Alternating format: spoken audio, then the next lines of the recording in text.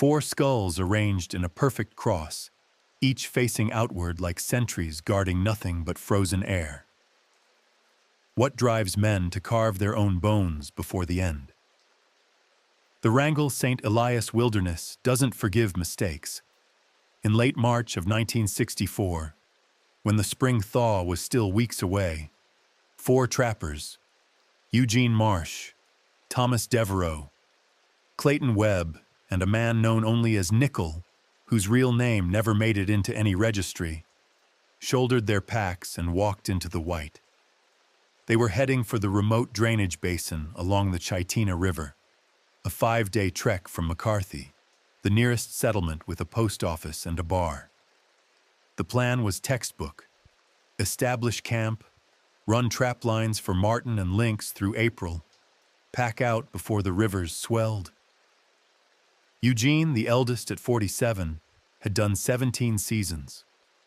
The others were younger but seasoned enough to know that spring in Alaska is a liar. It promises warmth, but delivers mud, break-up ice, and grizzlies waking up hungry. By mid-May, when none of the four had returned, and the bush pilots who serviced the trappers reported no smoke or signal flags, families in McCarthy began asking questions. The Alaska State Troopers logged the report on May 19th. A spotter plane made 2 passes over the suspected camp zone. Nothing. The terrain was a crumpled patchwork of alder thickets and seasonal melt channels. From the air, it all looked the same. June brought mosquitoes and the first search parties on foot, but the undergrowth had exploded and any trail was gone. By August, the file was marked presumed lost, no recovery. 60 years is long enough for trees to claim a trail, for permafrost to shift, for memory to blur into legend. Before we go further, drop a comment and tell us where you're watching from and what time it is in your corner of the world. If you're into mysteries that refuse to stay buried, hit that like button and subscribe. We've got more coming, and you won't want to miss what we uncover next. Fast forward to the summer of 2024. A glaciologist named Dr. Anaya Frost was conducting ice recession surveys near the headwaters of the Chitina when her drone footage flagged an anomaly. A ring of stones, too geometric to be natural, exposed on a gravel bar where a tributary glacier had retreated nearly a quarter mile in the past decade. She hiked in with a graduate assistant. The smell hit them first. Not decay, but the flat mineral scent of old ash mixed with lichen and rust.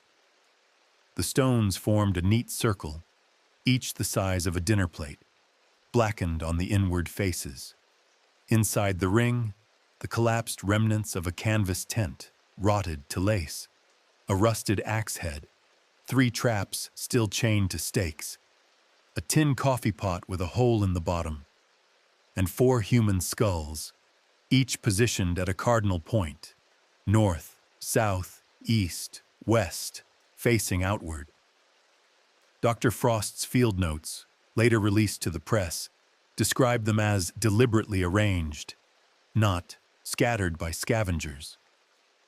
Each skull bore a series of parallel grooves along the parietal bone, tally marks, carved with something sharp. The north-facing skull had 11 marks, the south, 14, east, 9, west, 23. Inside, a glass medicine bottle wedged between 2 stones, a slip of paper, ink faded but legible. April 9th, something circles the camp every night after dark, stays beyond the firelight. Don't break camp. The note ended mid-sentence. The rest of the paper was missing, torn cleanly. Why would 4 experienced trappers stay in a camp that terrified them? The Alaska State Troopers reopened the file in late July. Dental records confirmed 3 of the skulls: Eugene Marsh, Thomas Devereaux, Clayton Webb. The 4th remained unidentified. Nickel, presumably, though no one ever came forward to claim him. The bones told a story the note didn't. No fractures, no bullet holes, No evidence of violence. The skeletons, what little remained after 60 winters, were found inside the tent perimeter, arranged in sleeping positions. The medical examiner's preliminary report noted exposure and probable starvation, but offered no explanation for the carvings or the choreography of the skulls. The gear told a different story. The traps were still baited with chunks of dried salmon. The axe was sharp. A cash bag hung from a nearby spruce still contained hardtack, lard, and a sack of flour sealed tight enough that it hadn't rotted. They had food. They had tools. They had everything they needed to walk out.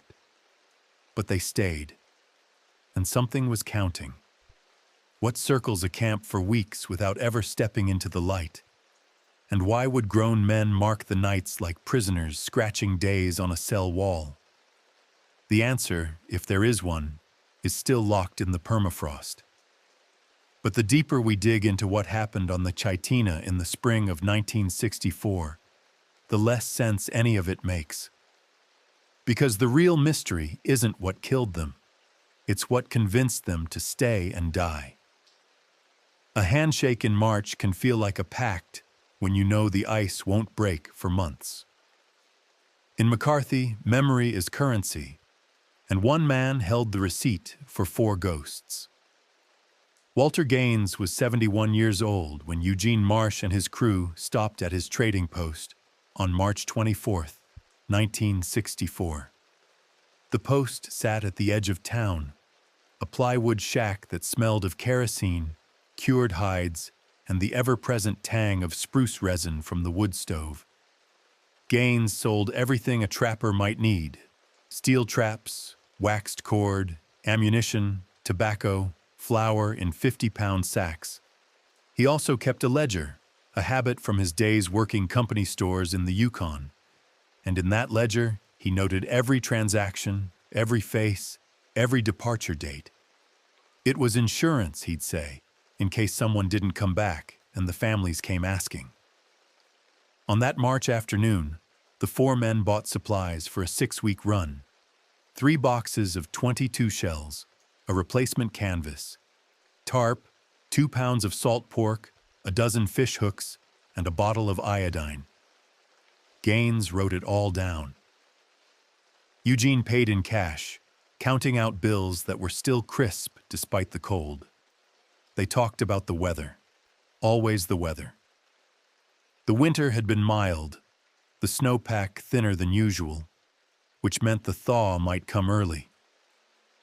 Eugene said they'd be back by the first week of May, before the rivers get mean. Thomas Devereaux, the quietest of the 4, bought a deck of playing cards. Clayton Webb joked that he'd bring back enough marten pelts to buy a new truck. Nickel said nothing at all, just stood by the door smoking a hand-rolled cigarette, his eyes scanning the tree line like he'd already left. Gaines remembered one detail that didn't make it into the ledger. Eugene asked if anyone else had been trapping the Chitina drainage that season. Gaines said no. Eugene nodded, said good, and didn't explain why. That was the last conversation anyone had with them. When the troopers interviewed Gaines in May of '64, he told them the men seemed normal enough, maybe a little eager to get going, but that's how it is when you've been cooped up all winter. He didn't mention the question about other trappers. He didn't think it mattered. By the time the file was reopened in 2024, Walter Gaines had been dead for 18 years. But his grandson, Michael Gaines, still lived in McCarthy, and he still had the ledger. Michael agreed to an interview in August of 2024, sitting in the same building his grandfather had run, though now it was half general store, half museum. He pulled the ledger from a locked cabinet, a cloth-bound book with water-stained pages and ink that had faded to sepia. He flipped to March '64 and ran his finger down the entries until he found it. E. Marsh Party, 4, Chitina Run, paid $47.60 cows, departure 3/24. Beneath that, in his grandfather's cramped handwriting, a note that hadn't been shared with investigators. EM asked about other camps upriver, told him none this year, seemed relieved, mentioned keeping the run clean, didn't press for details. What does keeping the run clean mean when you're 5 days from the nearest human being? Michael Gaines offered his own theory. Trappers are territorial. If someone else is working your drainage, your catch goes down. Maybe Eugene had heard rumors. Maybe he wanted to make sure they had the basin to themselves. Or, he paused, choosing his words carefully. Or maybe they'd heard stories. Stories about the Chitina had circulated for decades, long before Eugene and his crew disappeared. The Atna people, whose ancestors had fished and hunted the river valleys for thousands of years, had oral traditions about certain places, drainages where the light felt wrong, where game avoided the trails, where you didn't camp alone. In 1937, a trapper named Horace Lund was found frozen to death in his tent near the same tributary, where Dr. Frost would later find the skulls. His gear was untouched. His rifle was loaded. The coroner ruled it exposure, but Lund's partner, who'd been running a parallel line 10 miles south, told anyone who'd listen that Horace had been scared of something in the days before he died, that he'd stopped sleeping at night, that he'd started carving marks into the trees around his camp to keep count. Count of what, the partner didn't know. The troopers in 64 never connected Lund's death to the missing trappers. Why would they? 27 years and 10 miles of wilderness separated the cases. But in 2024, when a researcher cross-referenced historical records, the pattern emerged. 5 documented disappearances or unexplained deaths in the Chitina drainage between 1937 and 1964. All in April. All within a 3-mile radius of the site where the skulls were found. They weren't the first to stay when they should have run. Michael Gaines closed the ledger and looked out the window at the mountains. My grandfather used to say there are places in Alaska that don't want you there. Not in a mystical way, just in a plain, cold, factual way. The land tells you to leave, and if you don't listen, it stops asking. He tapped the ledger. Eugene listened to something, just not the right thing. The question that haunted Walter Gaines until his death in 2006 was simple. If they had food and gear and experience, why didn't they walk out the moment things turned strange? The note said, "Don't break camp." But who gives that order? And why would 4 grown men obey it? The answer might be in the tally marks. Because if each mark represented a night, then the North Skull, 11 marks, meant 11 nights of waiting. The South, 14, the East, 9, and the West, 23 nights of something circling just beyond the firelight, never stepping close enough to be seen, but close enough to be counted. What kind of predator announces itself for 3 weeks without attacking? Or worse, what if it wasn't a predator at all, but a test? And breaking camp meant failing. 23 scratches on bone means 23 decisions to stay. Every mark was a choice they made together, and that's what makes it unforgivable. When Dr. Anaya Frost's team returned to the site in mid-August of 2024 with ground-penetrating radar and a forensic anthropologist named Dr. Colin Vare, they weren't looking for bodies. The bodies had already been cataloged, bagged, shipped to Anchorage for analysis. They were looking for context, the archaeology of the final weeks. What they found rewrote the timeline entirely. The camp wasn't random. It had been fortified. Beneath 60 years of soil accumulation and root growth, the radar revealed a secondary ring of stones, larger, heavier, buried 6 inches down, forming a perfect circle 12 feet in diameter around the fire pit. Between the two, rings. The team unearthed the remains of sharpened stakes driven into the permafrost at angles, points facing outward, like a primitive palisade. The stakes had rotted to stubs, but the holes remained, 28 of them evenly spaced. Dr. Vere's report described it as defensive architecture consistent with prolonged encampment under perceived external threat.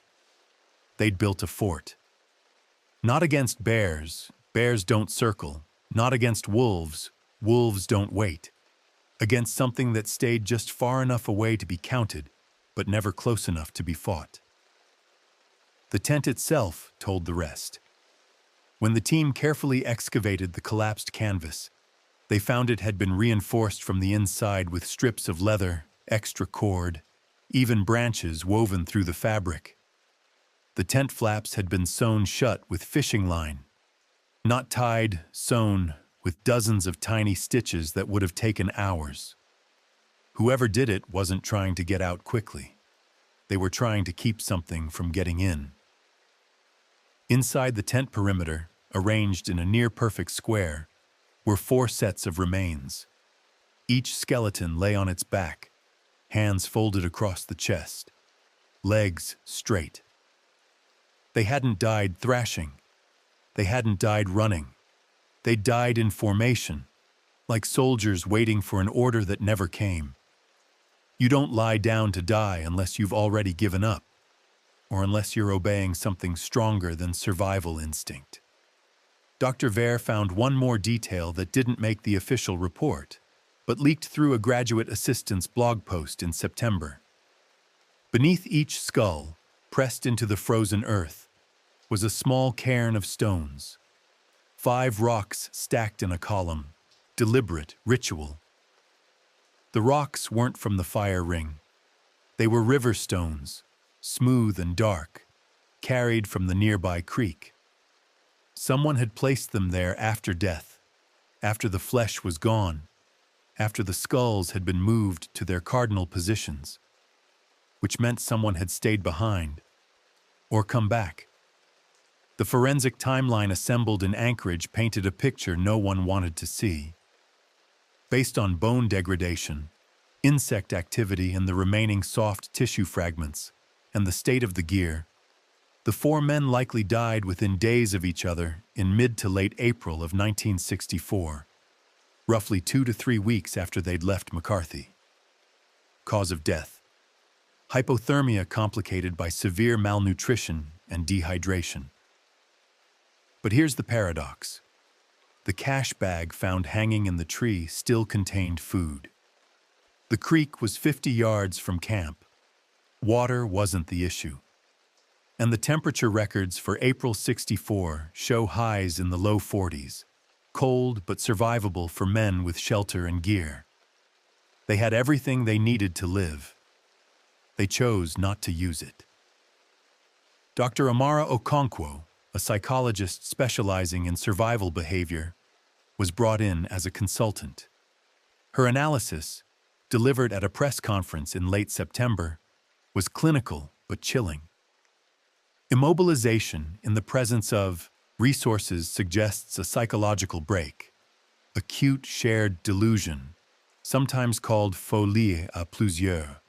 4 individuals, isolated and under extreme stress, can reinforce each other's irrational beliefs to the point where the delusion becomes more real than reality. If they believed leaving the camp meant death, their bodies would comply. They would starve within arm's reach of food. But delusions don't carve tally marks with mathematical precision. Delusions don't arrange skulls at cardinal points. Delusions don't stack cairns under bones. Someone was keeping score, and it wasn't madness. The bottle with the note was analyzed by a documents expert at the University of Alaska. The ink was standard 1960s ballpoint, the paper torn from a standard trapper's journal. Handwriting analysis matched it to Eugene Marsh, based on samples from his trading post receipts. But the torn edge was clean, not ripped in haste, but cut, possibly with a knife. The missing half of the note was never found, despite the team sifting every inch of soil within the tent perimeter. Eugene had written more. Someone, or something, had taken it. The tally marks were even stranger. Dr. Vere examined them under magnification. Each groove was shallow, consistent with a blade scraped repeatedly across bone, not hacked. The marks were grouped in sets of 5, the 5th mark crossing the previous 4, the universal prisoner's count. North skull, 11 marks. South, 14. East, 9. West, 23. If you add them together, you get 57. 57 nights would take them from late March deep into May, but they died in mid-April. Unless the counting didn't start when they arrived. A graduate student on Dr. Frost's team, a young man named Elliot Rains who grew up in Fairbanks and knew the old trappers' superstitions, offered a theory that got him laughed out of the lab. What if the marks weren't counting nights? What if they were counting visits? How many times something came close enough to be noticed?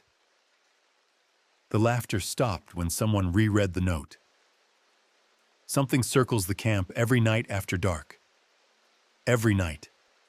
Not once a night. Not every few nights. Every single night. If something circled multiple times per night, if it came close enough to see, to hear, to feel, then 23 marks on one skull didn't mean 23 nights. It meant 23 approaches. 23 times the west-facing watcher saw it and carved a line to prove he wasn't imagining it. The others saw fewer approaches from their directions, or maybe they stopped counting, or maybe the thing circling wasn't the same size from every angle. What has 4 sides but isn't the same from each direction? The team packed up in early October as the first snow began to fall. They left the site marked with GPS coordinates and orange tape, though they all knew the wilderness would reclaim it within a year. Dr. Frost filed her report with the state troopers, the CHIP University, and the National Park Service. The file was thick with data, photographs, soil samples, bone scans, but the conclusion was a single sentence. Cause of death determined. Cause of behavior remains undetermined. On her last night in McCarthy before flying back to Anchorage, Dr. Frost sat in the bar with Michael Gaines. He asked her, off the record, what she really thought happened. She stared into her whiskey for a long time before answering. I think they saw something that made staying feel safer than leaving, and I think they were wrong. Michael nodded. What scares me, he said quietly, is that they might have been right. The thing about isolation is that it makes you honest, or it makes you insane, and sometimes there's no difference. Why would experienced men trust a stranger's rules over their own survival instincts? In late October of 2024, a retired Alaska state trooper named Dennis Corva came forward with information he'd sat on for 40 years. Corva had been a rookie in 1983 when he'd taken a statement from an elderly Atna woman named Mary Second Chief in the village of Chitina, not the river, but the settlement named after it, 40 miles downstream from where the skulls were found. Mary was 91 at the time, bedridden, and her daughter had called the troopers because her mother kept insisting she needed to tell someone official before she died. Corva drove out, thinking it was another deathbed confession about some Depression-era bootlegging or a land dispute. What he got instead was a story he filed in his personal notebooks and never mentioned again, until the news about the 4 trappers broke. Mary Second Chief's grandfather had been a hunting guide in the early 1900s, taking European and American clients into the Wrangells for sheep and caribou. Around 1907 or 1908, Mary wasn't certain, her grandfather guided a party of 3 men into the upper Chitina drainage in late spring. They were gone for 11 days. When they returned, only her grandfather came back. He never spoke about what happened to the clients, never filed a report, never collected the rest of his fee. But he told Mary's father, and Mary's father told her, and now she was telling Corva. There are rules for certain places. If you camp where the ground feels wrong, where the birds don't land, you follow the old protocol or you don't camp at all. The protocol was simple. Build your fire in a stone ring. Face the tent door east. Never leave the fire circle after dark. If something circles the camp, count it, but do not acknowledge it. Do not speak to it. Do not follow it. And above all, do not break camp until it stops coming. If you run, Mary had told Corva, her voice barely a whisper, it follows you home. Corva had written it all down, dated the entry, November 14th, 1983, and put it in a box with a dozen other strange stories that didn't fit anywhere in the official record. Mary's second chief died 6 days later. Her daughter burned her possessions according to tradition. Corva moved on to other cases, retired in 2009, and forgot about the story until he saw Dr. Frost's press conference on the evening news. 4 skulls facing outward, a fire ring, tally marks. Don't break camp! Corva contacted the troopers in November of 2024 and offered his notes. They were scanned, filed, and forwarded to Dr. Frost, who read them on her laptop in a coffee shop in Anchorage and felt the floor tilt beneath her. Because the protocol matched the evidence exactly, except for one detail. The tent door at the trappers' camp faced west, not east. Dr. Frost called Corva. He was 74 now, living in a cabin near Talkeetna, and his voice on the phone had the slow, careful cadence of a man who'd seen too much to dismiss anything. She asked him if Mary had mentioned what happened if you broke the rules. Corva was quiet for a moment. Then, she said if you don't follow it exact, the count goes wrong. And when the count goes wrong, it stops circling and comes in. The tent faced west. Eugene and his crew had built the fort, carved the marks, sewn the tent shut, but they'd gotten the orientation wrong. Or maybe the drainage had shifted over 60 years. Or maybe the protocol was never meant for white trappers who didn't grow up hearing the stories. Or maybe the thing circling doesn't care about rules. It just likes it when you think there are some. There's a psychological term for this. Apophenia, the tendency to perceive patterns where none exist. If you're isolated, exhausted, and afraid, your brain will find rules in randomness because rules mean control and control means hope. It's why prisoners mark time. It's why sailors develop superstitions. It's why 4 men might convince themselves that counting an unseen presence would somehow keep it at bay.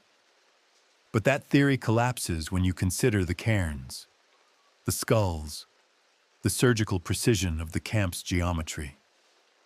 Someone had stayed lucid long enough to arrange the dead with intention. Someone had followed a protocol even after the others were gone. In December of 2024, a folklore researcher named Dr. Thomas Chiang published a paper comparing the Chitina case to similar incidents worldwide. The Dyatlov Pass hikers in the Urals, the missing 411 cases in American national parks, the Flannan Isles lighthouse keepers. The common thread wasn't the disappearances, it was the behavior beforehand. In each case, experienced people abandoned logic, ignored survival training, and followed some internal script that made sense to them in the moment, but looked like madness from the outside. Chiang called it protocol compliance in extremis, the idea that when faced with something outside the boundaries of known experience, humans don't improvise.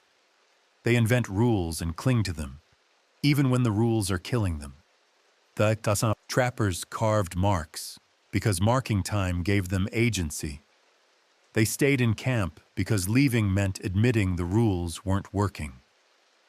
They sewed the tent shut because barriers, even symbolic ones, create the illusion of safety. But illusions don't explain the physical evidence. The DNA analysis of the bone grooves came back in mid-December. Microscopic analysis found trace amounts of iron oxide in the carved channels, rust from a blade, but also something unexpected.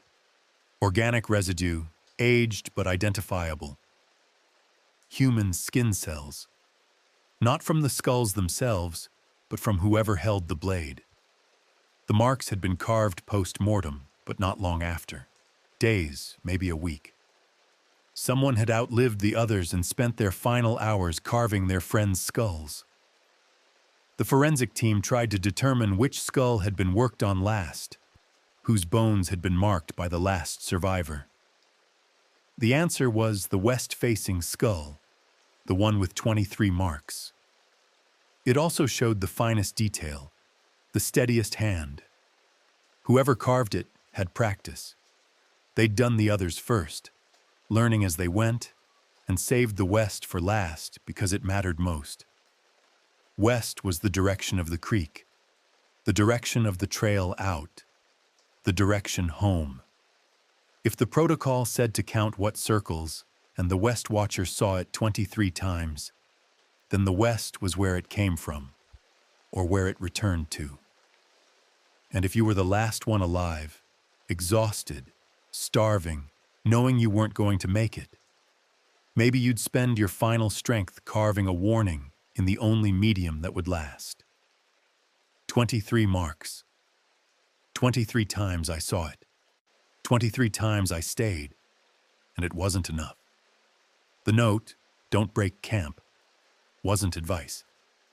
It was the rule they'd followed to the end. But the missing half of the note, the part that was cut away, might have contained the rest. What happens when you do? Dr. Frost requested a secondary sweep of the site in February of 2025, once the snow melted enough to expose the ground. The team focused on the western perimeter, beyond the stakes, where the west-facing watcher would have been staring for 23 encounters. They used metal detectors, probes, even cadaver dogs, though the scent would be long gone. They found nothing. No tracks, no scat, no remains of anything that might have circled a camp for weeks. The forest was clean, but in the creek bed, 40 yards west of the fire ring, they found something that didn't belong. A single rusted trap, identical to the ones at the camp, still chained to a stake driven deep into the gravel. The trap was sprung, empty, but the chain had been pulled taut, stretched to its limit, the stake bent at a 45-degree angle by force that should have snapped the links. Whatever hit that trap had been strong enough to try to drag it, and smart enough to escape. 3 men vanished in 1937, 4 in 64. The math suggests a pattern, but patterns require intelligence. What if the Chitina drainage wasn't hunting ground, but proving ground? In January of 2025, a librarian named Sarah Mickelson at the Alaska State Library in Juneau sent an email to Dr. Frost that changed the trajectory of the investigation. Mickelson had been following the case in the news and remembered something from the archives, a collection of territorial-era documents donated by a bush pilot's estate in the 1990s. Most of it was routine: flight logs, receipts, personal correspondence. But buried in a folder marked Search and Rescue Missy was a mimeographed report from April of 1951, 13 years before Eugene Marsh and his crew disappeared. The report described a search effort for 2 trappers, brothers named Carl and Otto Hildebrandt, who'd failed to return from a spring run in the upper Chitina region. The search lasted 4 days and found nothing. The brothers were declared lost, But clipped to the report was a handwritten note from the pilot who'd flown the search grid, a man named Jack Tolliver. The note was brief, almost dismissive. Flew low over suspected camp zone 41851, saw smoke from fire but no movement. Circled twice, no response. Possible they moved on. Weather turning, broke off search. Smoke from a fire, no movement. Dr. Frost cross-referenced the coordinates scribbled in Tolliver's note with the location of the 1964 camp. Margin of error accounting for 1950s navigation. Less than half a mile. Same drainage. Same season. Same silence. She requested the full territorial records for the Chitina area, spanning 1900 to 1964. What arrived 6 weeks later was a cardboard box containing 243 documents. Land surveys, trapline registrations, incident reports, hospital admissions, death certificates. Dr. Frost and 2 graduate assistants spent 3 weeks cataloging them, building a database, mapping every name and date. The pattern emerged slowly, then all at once. Between 1937 and 1964, 11 individuals were documented as having disappeared or died under unusual circumstances within a 3-mile radius of the site where the 4 skulls were found. All in April. All trappers or hunters, all traveling in groups of 2 to 4. None of the bodies were recovered, except for Horace Lund in 37, who was found frozen in his tent with no clear cause of death. 11 incidents over 27 years, every single one in April. Every single one in the same narrow stretch of wilderness. The statistical probability of this being coincidence was calculated by a data analyst at the University of Alaska. Less than 0.03%. Something about that location, in that month, was lethal. But the records also revealed something stranger. In the years following a disappearance, trapline registrations for the Chitina drainage dropped to 0. Not because the IAB area was closed, it never was, but because trappers stopped going. The knowledge circulated informally, passed from camp to camp, bar to bar. Stay out of the upper Chitina in spring. No one wrote it down. No one filed complaints. The land simply became avoided, the way animals avoid a clearing where a predator once fed. Until the next group went in, a decade later, having never heard the stories. Dr. Frost found one more document that hadn't been digitized. A letter dated May 3rd, 1964, written by a woman named Helen Devereaux, Thomas Devereaux's wife. The letter was addressed to the governor of Alaska, pleading for a more extensive search. Attached to the letter was a photocopy of a journal entry Thomas had written before leaving McCarthy. Helen had kept it. The entry was dated March 23, 1964, the night before they departed. Eugene says there's good country up the Chitina if we go far enough. Says he heard it from an old-timer who ran it in the 30s and came back with a fortune in pelts. Man told him the trick is staying put once you find the camp spot. Don't chase the lines too far, don't spook the game. Keep the camp clean and the fire steady and the country pays you back. I asked what clean meant, and Eugene just smiled. Said I'd understand when we got there. Keep the camp clean. Keep the fire steady. Don't leave. The protocol wasn't passed down from indigenous tradition, or at least not directly. It was passed trapper to trapper, a piece of survivalist folklore that sounded like common sense but carried a hidden weight. Eugene had heard it from someone who'd been to the Chitina and come back. Someone who'd survived by following the rules and never questioned why the rules worked. But who was the old-timer? Dr. Frost traced every trapline registration from the 1930s and found 6 men who'd worked the Chitina and lived long enough to talk about it. 3 of them died before 1964. 2 had no records of contact with Eugene Marsh.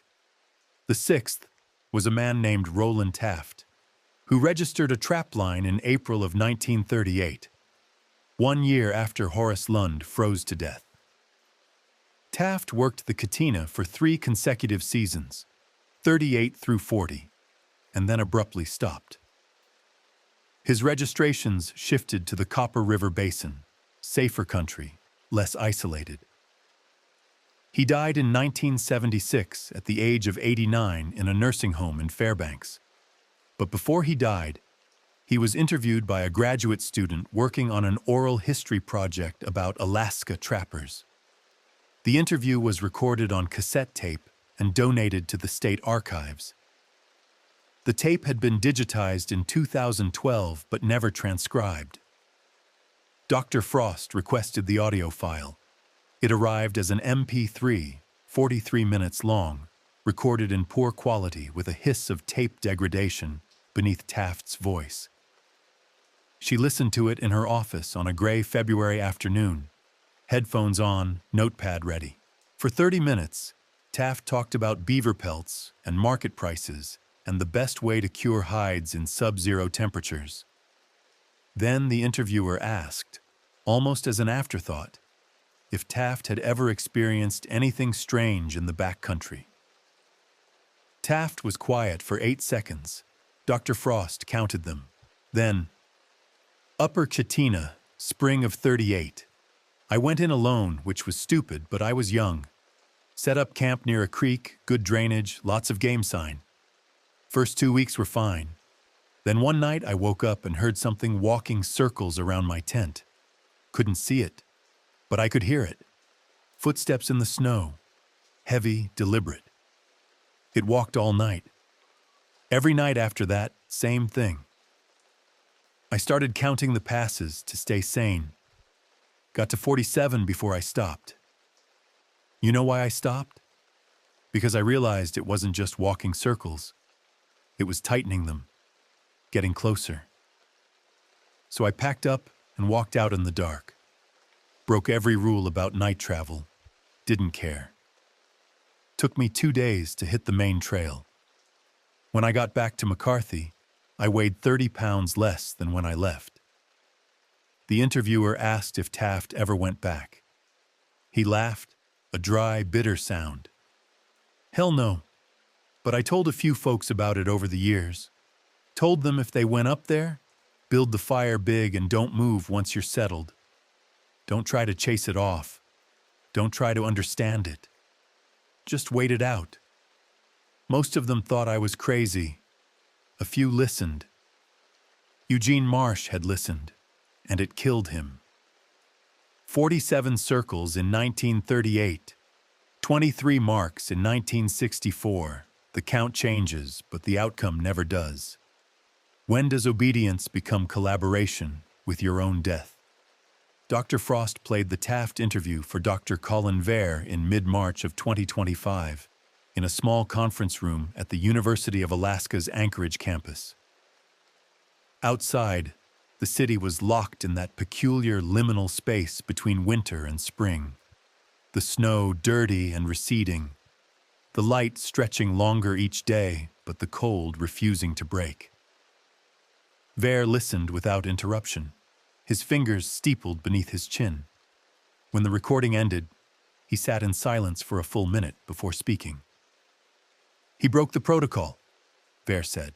Taft ran, and he survived. Exactly, Dr. Frost replied. So why didn't the others?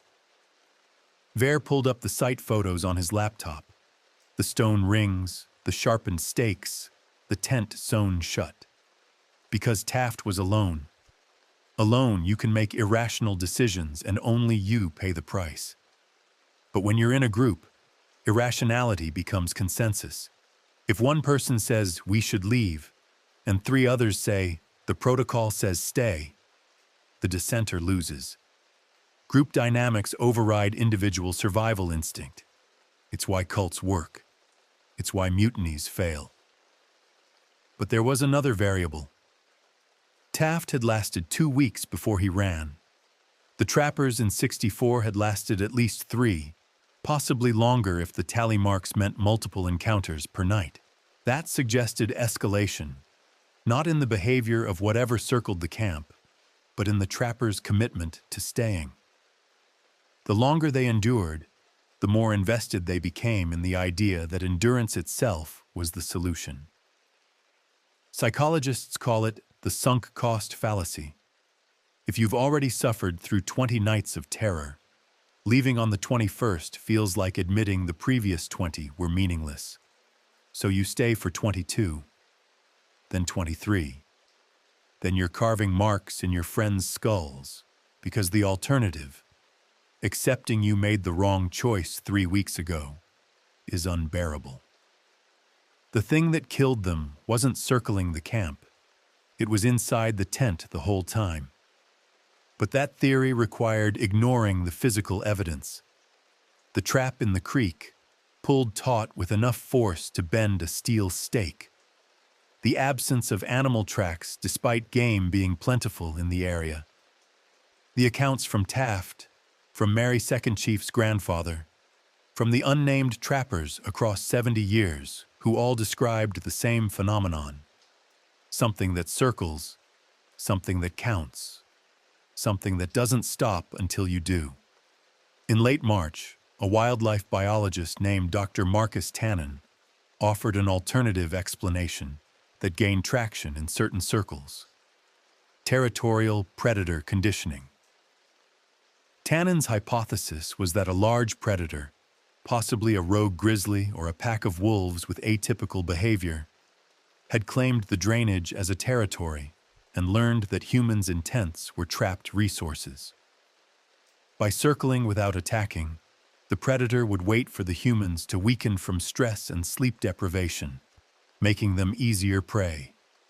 The tally marks were the trappers' attempt to identify patterns in the predator's behavior. The fortifications were defensive measures. The deaths were the inevitable result of a siege they couldn't win. It was clean, rational. It fit the evidence without requiring anything supernatural. Except it didn't explain why no predator remains were ever found, or why the behavior was consistent across incidents separated by decades, or why experienced trappers, men who knew how to kill wolves and bears, who carried rifles and traps and knives, never attempted to hunt the thing that was hunting them, unless they tried. In April of 2025, Dr. Frost returned to the site with a metal detection team and ground-penetrating radar, focusing on the western perimeter where the sprung trap had been found. If the trappers had tried to defend themselves, there should be evidence: spent shell casings, blood residue, disturbed earth from a struggle. They worked in a grid pattern, 40 meters out from the fire ring, scanning every square meter. They found 3 more traps, all sprung, all empty, all pulled to the limit of their chains. And at the farthest western edge of the search zone, half buried in silt where the creek had once run higher, they found a rifle. The metal was corroded, the woodstock rotted, but the serial number was intact. It traced back to a Winchester Model 70 purchased in Anchorage in March of 1964 by Clayton Webb. The rifle had been fired. The bolt was locked back, the magazine empty. But there were no casings near the weapon. Whoever fired it had done so from a different location, then dropped or abandoned the rifle here, 200 meters from camp.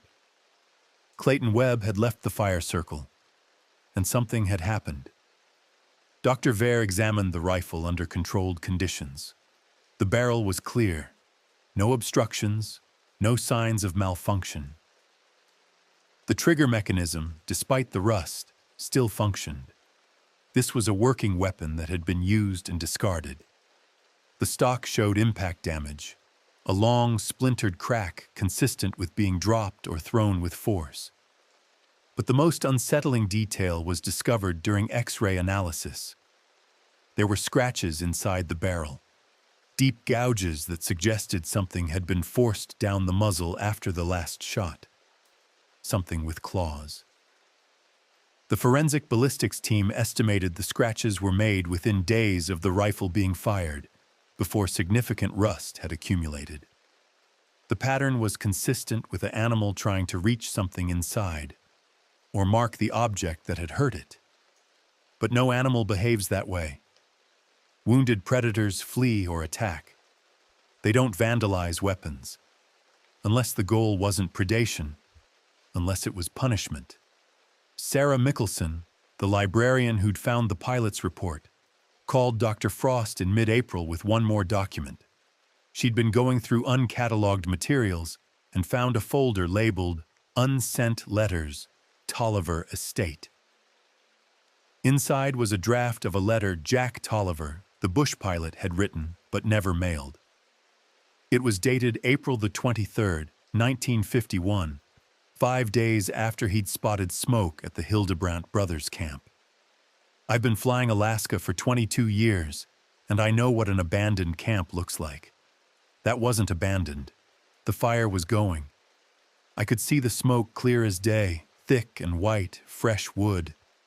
But when I circled low, no one came out. No one waved. I dropped to 300 feet, low enough to clip the trees if I wasn't careful, and I saw the tent. Door was facing the wrong way, west, not east like the old-timers say. And I saw something else.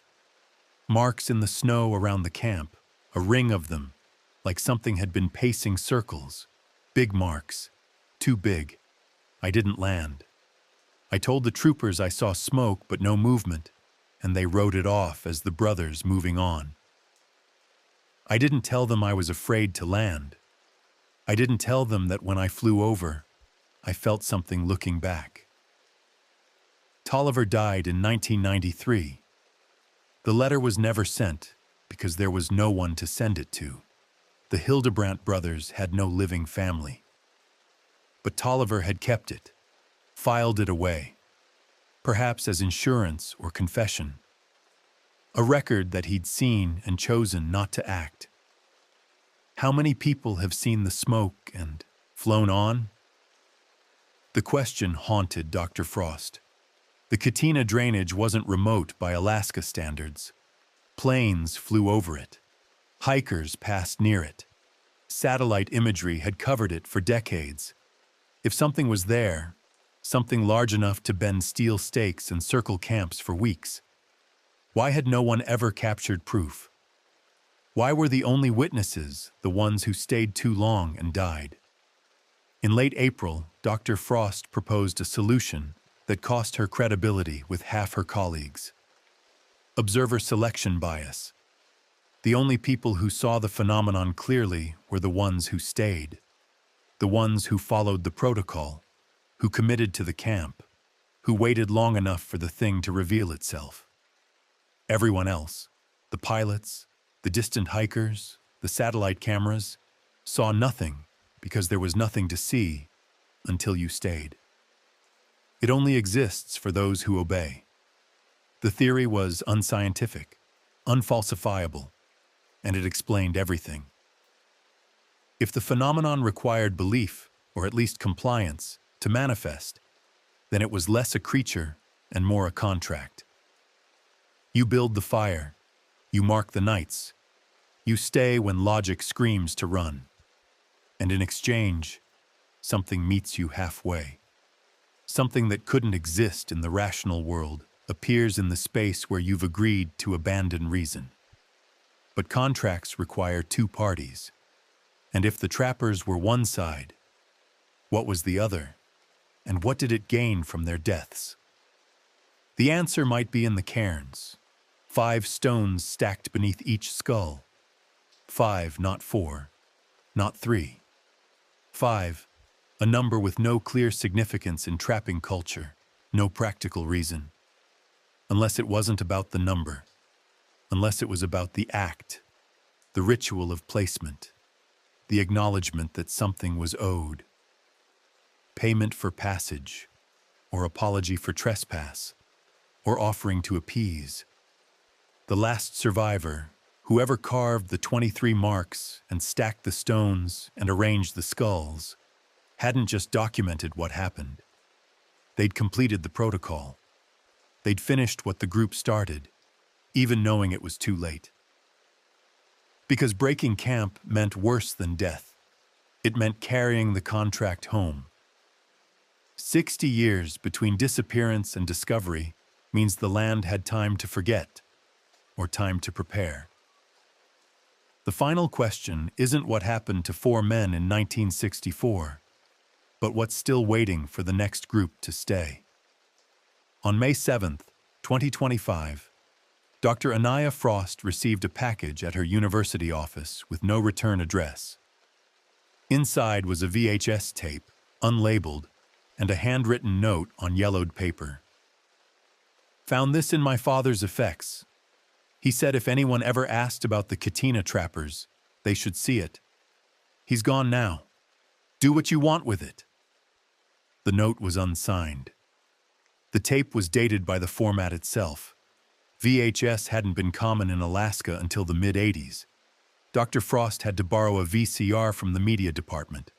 The footage was amateur, handheld, the colors faded to muddy oranges and greens. The timestamp in the corner read June 14th, 1986. A man's voice narrated, slightly breathless, as the camera panned across a familiar landscape. Dense spruce, a creek cutting through gravel, mountains in the distance. This is the spot, the voice said. 3rd time I've been up here. 1st time I'm documenting it. The camera focused on a stone ring, overgrown with moss but still clearly circular. The man knelt, brushing away vegetation. You can still see the soot. 22 years and it's still here. He moved the camera outward, showing the perimeter. Stakes are gone, rotted out. But look at this. He pointed to depressions in the ground, evenly spaced. That's where they were. Perfect circle. They built this to keep something out. The man stood and walked west, the camera bouncing with his gait. He stopped at the creek. This is where I found the trap last time. Gone now. Someone must have taken it, or the floods carried it off. He paused, and when he spoke again, his voice was quieter. I come up here because my uncle was one of them, Clayton Webb. He wrote me a letter before he left. Said if anything happened, I should know the truth. Said they weren't going up there to trap. They were going to prove something. They weren't running trap lines. They were conducting an experiment. The camera swung back toward the camp. My uncle's letter said Eugene had a theory. Said the old stories about the Chitina weren't warnings. They were instructions. If you followed them exactly, if you stayed long enough, you'd see what the land was protecting or hiding. Eugene convinced the others it was worth the risk. He told them they'd come back rich, not from pelts, but from proof. Proof that there were places in Alaska where the rules were different. The man's voice cracked. They thought they were brave. They thought they were smart. All they were was arrogant. The footage continued for another 6 minutes. The man walked the perimeter, describing details that matched Dr. Frost's surveys exactly. The tent position, the western orientation, the creek's proximity.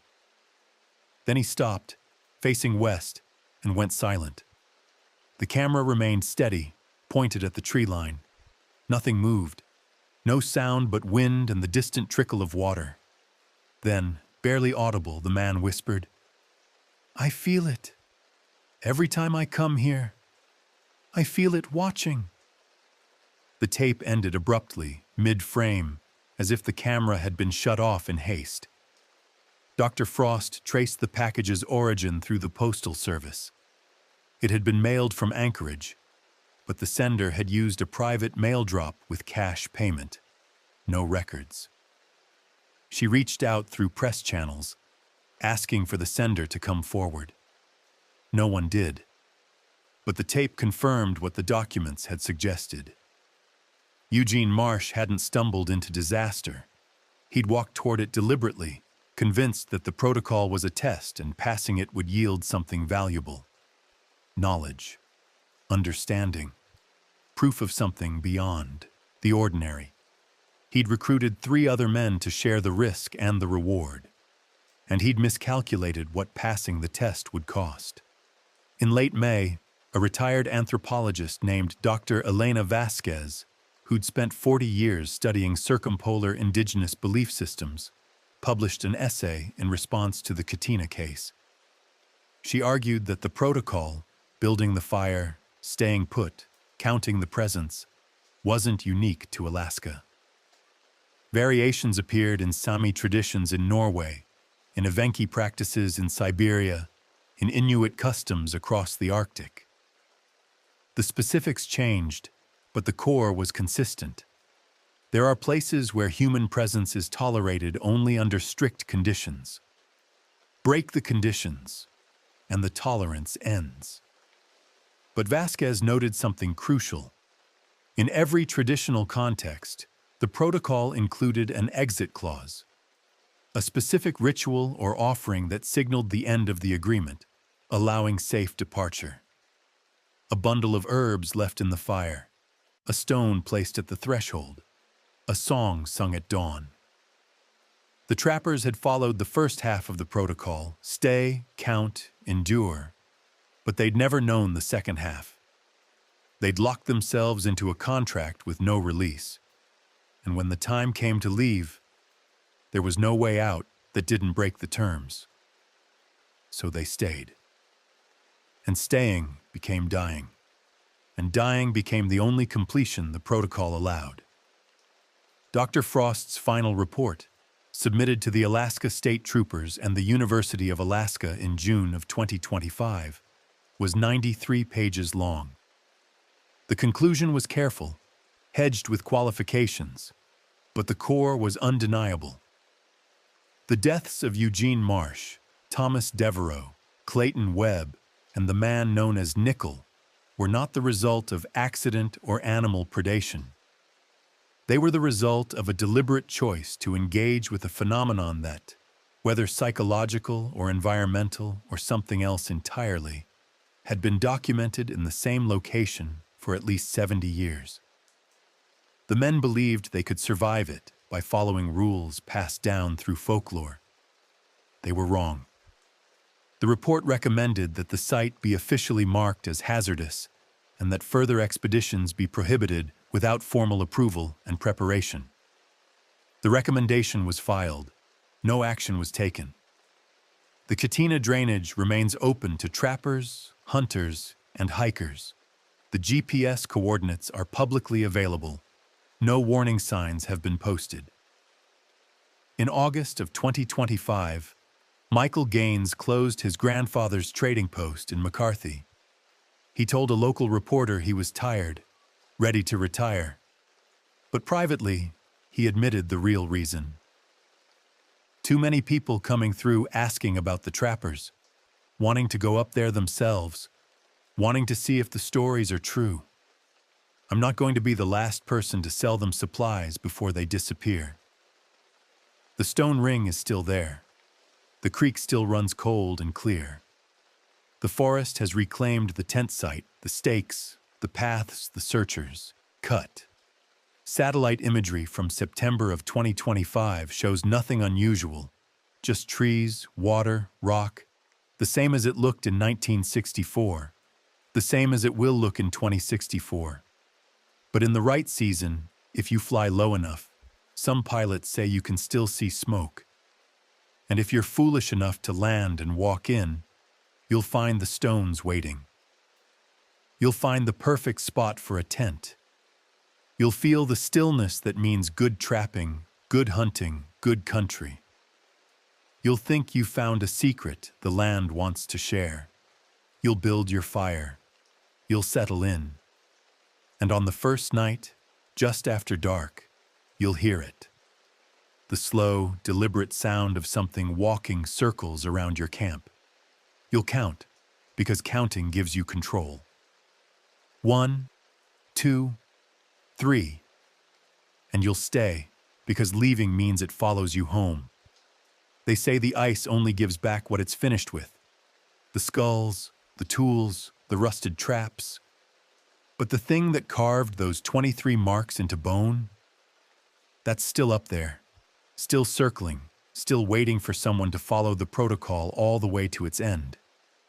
And every spring, when the snow melts and the trails open, someone thinks they're different, smarter, braver, better prepared. The land doesn't care. It just counts. And when it reaches the number only it knows, the counting stops.